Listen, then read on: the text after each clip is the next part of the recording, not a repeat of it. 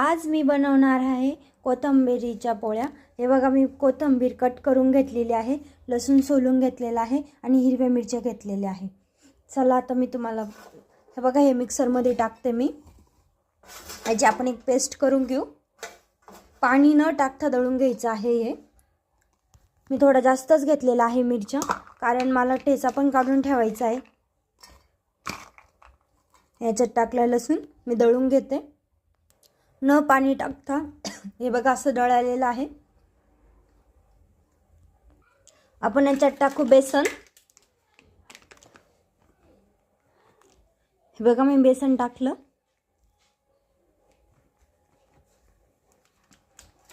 याच्यात टाकते कोथिंबीर। हे बघा मी कोथिंबीर धुवून घेतलेली आहे। हवं तेवढं तिखट टाका तुम्हाला, आम्हाला थोडं तिखटच आवडतं, पण तिखटच छान लागतं हे जरा। हे मी टाकून ठेवली हिरवी मिरची आणि लसूण। याच्यात टाकते मी हळद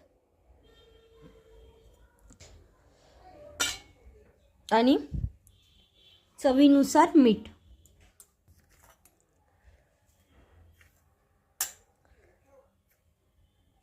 हे बघा मीठ टाकून झालंय। आता मी पीठ मळून दाखवते तुम्हाला। बघा असं हे मिक्स करून घ्यायचं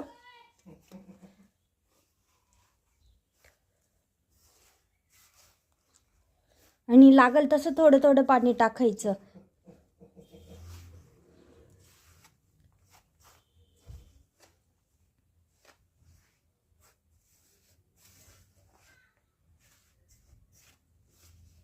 मी सगळ्याचं आता मिश्रण एक केलंय आणि ना पाणी टाकते।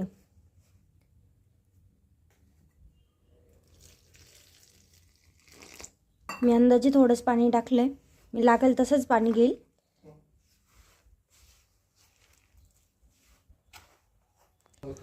हे बघा असं पीठ मळून घ्यायचं मस्त। मी 5-1 मिनिटं भिजू दिलं होतं त्यांना। 5 मिनिटं भिजल्यानंतर आता मी त्याच्या पोळ्या करून दाखवते तुम्हाला। तवा मी तापायला ठेवलेला आहे।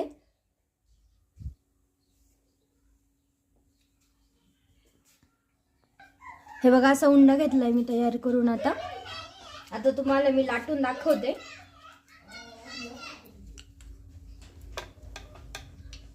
हे बघा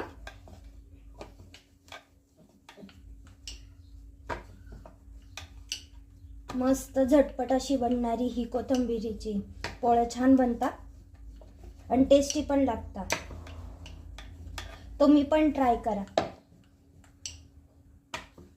और शेअर कमेंट मध्ये जरूर कळवा मला कशा झाल्यात।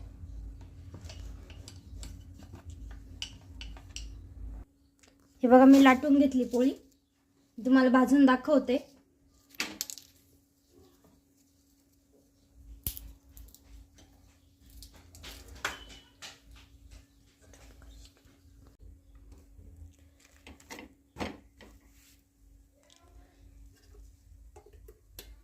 मी याच्यावर तेल टाकते,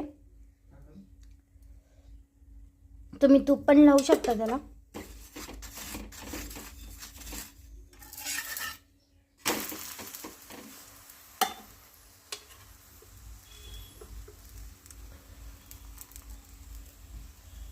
हे बघा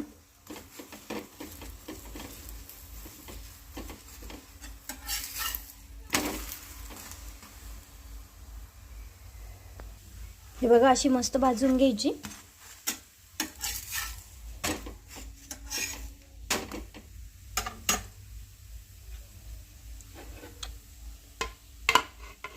हे बघा हिरव्या मिरचीचा आपण त्याचा काढून ठेवला होता, त्याच्यावर मीठ टाकलं आणि कच्चाच राहू द्यायचा, परतवायचा नाही। हे बघा मी आपण सर्व करून दाखवू आता। अशीच मी ही दुसरी पण केली आहे। आपण हिला भाजू देऊ आता मस्त। हे बघा